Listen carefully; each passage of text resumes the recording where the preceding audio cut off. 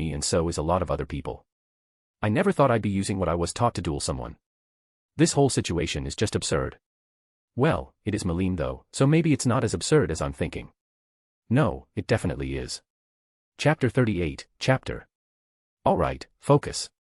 This might be dumb and absurd, but you're already in this situation. Like a tumbleweed, I just got to roll with it. Milim actually beat Rimuru, somehow. I'm not going to question it, but this means that she's a very fast learner, and not only that, she also has some experience now. Not a lot, but it's something. Which compared to me is 100% more. Maybe she got lucky, but that's not a bad thing. Anyone can get lucky. ///// //// Hey, great sage, tell me when the sun is at its peak. Confirmed. The sun will reach its apex in approximately 1 minute and 23 seconds. Alright, that's enough time to build up some tension. Notice. It's recommended to start the duel now. The subject Arttoria would not be too fond of you taking it further than you already have. I don't think she'll notice. By the way, what are her chances of winning? // //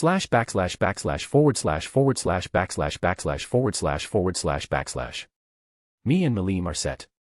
We were just waiting for Rimuru to say something. I was wondering what he was waiting for. I tried looking around and didn't notice anything. He just needs to say, go, start, draw, or anything really. I just want to get this over with and continue on with literally anything else. Actually, considering his fanaticism, there is one thing I looked at. The sun. I looked at it and noticed that it was almost high noon. That told me all I needed to know. Come on, dude. Don't drag this out longer than it has to. Hold on, this gives me an advantage. I know the signal that he's waiting for.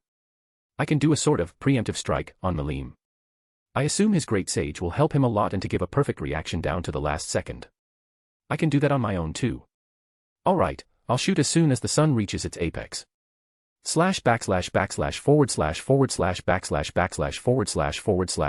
// Hey, Kaijin, did you make that weapon that Lady Pendragon and Demon Lord Milim are using? Vesta asked Kaijin, who was also spectating the duel. I made it, but she was the one who gave the designs for it. I wouldn't go too deep into it. She told me herself that they aren't really effective and we shouldn't spend time making them or researching too deeply into it. Maybe if you're not busy doing something else then you can check it out, but I wouldn't recommend it. Well, if that's what you say then. If she made that, what else has she asked you to make? She asked me to make some stuff for alcohol and of course I accepted. She told me that she would make things different from beer and ale and I helped her. Kaijin's face suddenly became serious with his eyes narrowed staring at seemingly nothing. Vesta, remember this, if she offers you a drink of her family or special brew, don't drink it in fact, don't even ask for it. I thought I could handle my alcohol, but what she made was an entirely different beast. I don't know how to describe how I felt when I drank it, but I was barely able to get a single sip in, while she was able to drink it straight from the jug. Vesta looked a bit concerned for Kaijin after hearing his story but changed to another topic while keeping in mind what Kaijin told him. Thanks for the insight, Kaijin. Do you think she'll win this duel? Ha. You shouldn't even ask that question. Of course, Lady Pendragon will win. You shouldn't question someone of her status. Whatever kind of duel this is, she'll win no matter what. Am I right, men? Gabiru butted into their conversation before spreading his arms out in a pose in front of his men. You're right, Sir Gabiru. Yeah, you tell Sir Gabiru. Vesta and Kaijin just looked at Gabiru and decided to leave him alone while he was getting praised. // // // Alright, clear your mind. There is a lot on the line here. No matter the result, we will get the attention of many people from different nations, but that's fine, it was gonna happen anyway. After Milim makes a formal alliance with us, it will make us look more like a nation. There's a bit more, but I can think about that later. I blocked out everything that wasn't important. The only things in my sight and surroundings that I paid attention to were me, Milim, the sun, and Shuna. In my eyes, it was like a blank white void with only those people and things. Milim changed into a regular steel target I would practice on. Just treat this like any other thing. In my own little world, I saw the sun creeping up. The very moment it reached its apex I drew my gun and fired. One shot by pulling the trigger and one more by fanning the hammer. 2 shots fired so fast that it would look like I only fired once. Alright, now to see what happened. I got out of my own little zone and looked around me. The first person I looked for was Shuna. She had such a nice and beautiful smile on her face. That's good. A nice thing to see. I looked at Rimuru and he had the biggest look of shock on his face. I looked at Milim and she was still standing there. She wasn't even able to draw out her gun.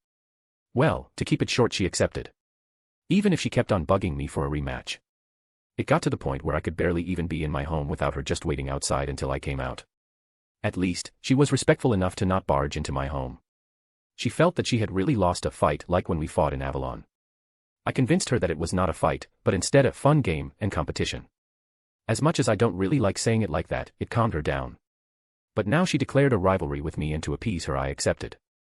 So now, we would play some little games and competitions every now and then to add to our total record. I'm up 1-0 against her for now. As for her formally allying with our nation, it was very obvious she needed some help on this. She got a piece of paper and just wrote, "Me and my besties' nations will be allies," and just left it at that along with her signature. At least I think that's what it said, since her handwriting was different and unique from other people. I'm not being mean, but she could use those guides that schools give to little kids so they can trace letters to improve their handwriting. Which is what I did. She would stay here for some time and I'll try to teach her some stuff. She seemed a little reluctant, but I motivated her by offering her some sweets for every milestone I deemed worthy. Which worked a lot better than I thought it would. This makes me think that raising children isn't as hard as I hear it is. Maybe. We made a plan for me to go to her nation so me and her could put together a proper document. She said she wanted to do it here, but I explained to her that she can't just make decisions as big as this for her nation without at least informing and presenting to someone of importance in her nation. That should be Midray, I think.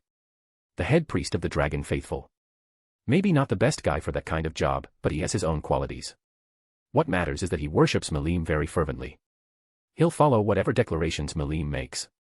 Except maybe about the part about serving food raw and uncooked. The town went back to business as usual. Vesta and the Dragonutes went back to the cave. The Orcs went back to building stuff, but they were a little more relaxed. The rush at the beginning to build a lot of things wasn't necessary anymore. The cathedral was about close to being finished. Any day and it would be done. My bar, which I see as more of an entertainment place, has started construction.